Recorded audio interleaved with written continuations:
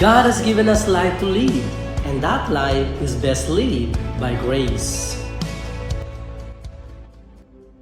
Hello, magandang araw po sa inyong lahat. Ito po si Baljamin Tatlong Hari at ito po ang Life and Grace na inyo pong masusubaybayan sa YouTube, sa Facebook at sa Spotify.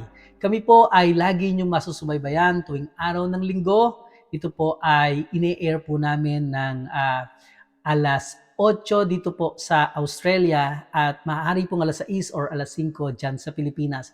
And saan man pong lugar ninyo ito napapakinggan, kayo po ay wine-welcome natin sa programang ito. Sa mga panahon pong ito ay pinag-uusapan po natin ang patungkol sa 4 essential elements of Christian maturity.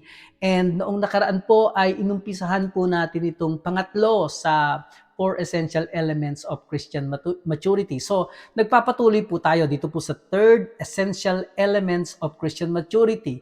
Ito po yung tanggapin natin ang kapangyarihang bigay ng banal na Espiritu o receiving the power of the Holy Spirit. We have covered the first 2 elements po nung nakaraang mga panahon. Number 1, becoming a living sacrifice. It is about a surrendered life na bunga po ng pagmamature, na ang nagiging bunga po nito ay nagmamature po tayo kapag po ating isinuko ang ating buhay sa Panginoon. Pangalawa po ay renew your mind. It is about the truth of God's Word in order for His thinking to become our thinking. At ito na nga po yung pinag-uusapan natin at itinutuloy natin sa episode na ito. Ito pong number 3, receive the power of the Holy Spirit. So, napag-usapan po natin last week na ang buhay Kristiyano ay hindi lamang po mahirap maipamuhay. Ito po ay imposible kung wala ang kapangyarihan ng banal na Espiritu sa ating mga buhay. So, napaka-importante po. Dahil po, no one can mature on his own. At bilang pong pagre-review, nakita po natin kung paanong ang mga alagad ng Panginoong Yesus ay kanyang sinabihan pagkatapos nilang masaksihan ang kanyang pagkabuhay na maguli mula sa kamatayan. Sinabi po ni Jesus sa kanila that they have this great news to tell the world, and yet the Lord Jesus Christ commanded them not to go anywhere until they receive the promise of the Father, which is the Holy Spirit.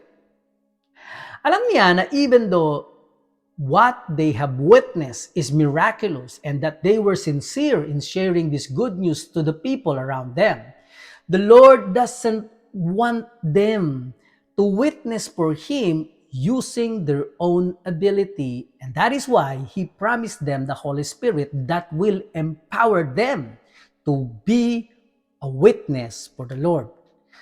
Kung babasahin po natin at pag-aaralan po natin itong John chapter 16 verse 7, malalaman po ninyo na isa po ito sa pinaka-amazing passages ng buong scripture sa entire Bible.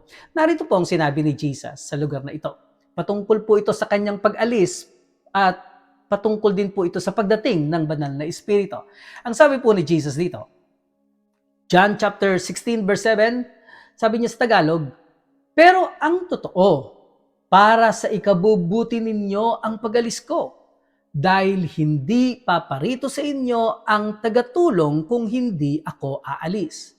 Pero kapag umalis na ako, ipapadala ko siya sa inyo.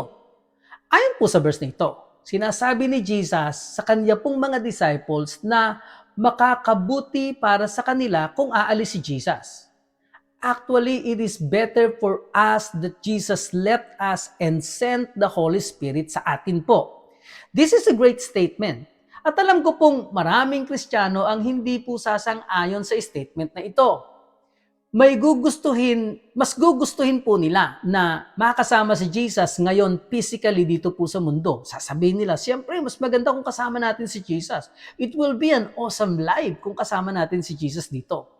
Pero gusto ko pong magbigay sa inyo ng 5 kadahilanan kung bakit mas mainam para sa atin ngayon ang makasama ang banal na Espiritu. 5 reasons it is better to have the Holy Spirit. The first thing po is that Jesus can now live inside of us by the Holy Spirit. Ngayon po, tayo po ay mga born again na, ay pwede nang makapamuhay ang Panginoong Yesus sa loob natin sa pamamagitan po ng banal na Espiritu. Noon po si Jesus ay nabubuhay pa sa lupa at nagmiministeryo. Hindi niya napaka-limited po ng ating Panginoon. He was limited by his physical body and couldn't be in multiple places at once. Hindi pwedeng nasa iba't ibang lugar po siya at the same time. Kaya kung gusto mo na mapakinggan ang kanyang turo, susundan mo siya, o kaya naman ay mapagaling ka niya mula sa karamdaman, kailangan mo siyang hanapin. Kailangan mong malaman kung nasaan siya.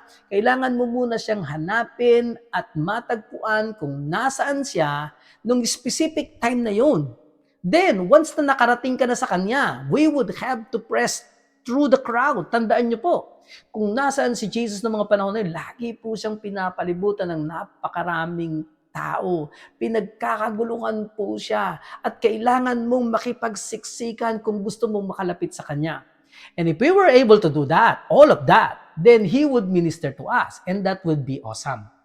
Then, we'd go our own separate ways, lalayo na po tayo, kasi natanggap na natin ang healing natin, napakinggan na po natin yung sinasabi niya, matatandaan mo pa kaya kung ano ang tinuro niya? Maaaring oo at maaaring hindi. Kaya if we wanted Him to minister to us again, o gusto nating patungan ulit tayo ng kamay, we have to do the whole things all over again. Lagi pong gano'n na magiging cycle.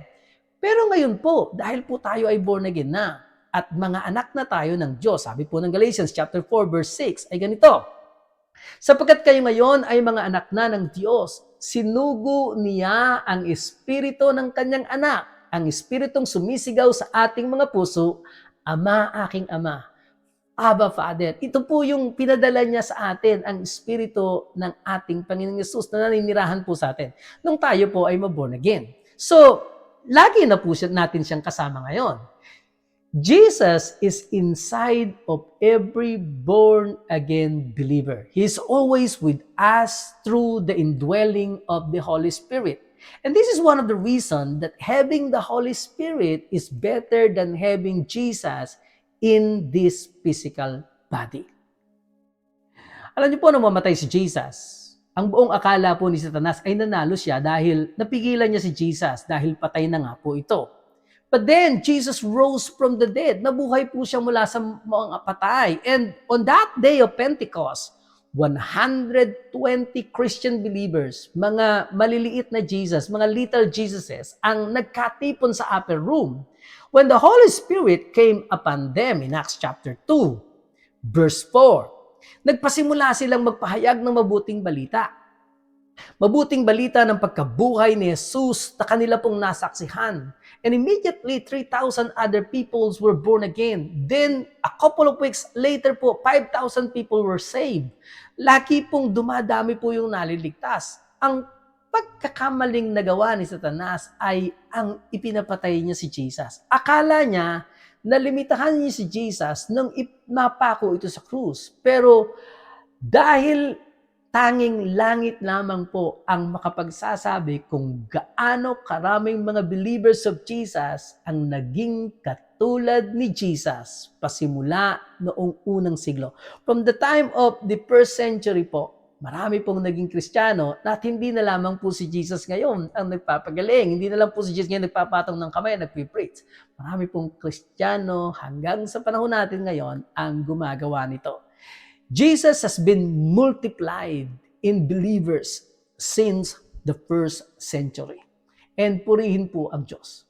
Ang pangalawang dahilan po kung bakit mas mainam na ang makasama natin ngayon ay ang banal na Espiritu ay dahil noong tanggapin natin si Jesus sa ating mga puso bilang ating Panginoon at tayo po ay naligtas, we are born of the Spirit of God.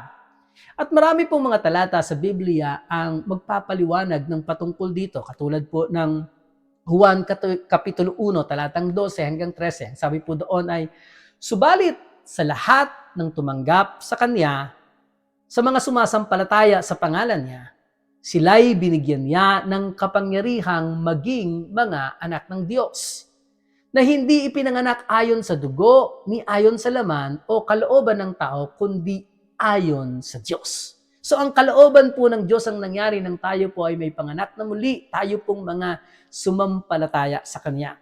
Juan Kapitulo 3, talatang 3 ay ganito po ang sinasabi.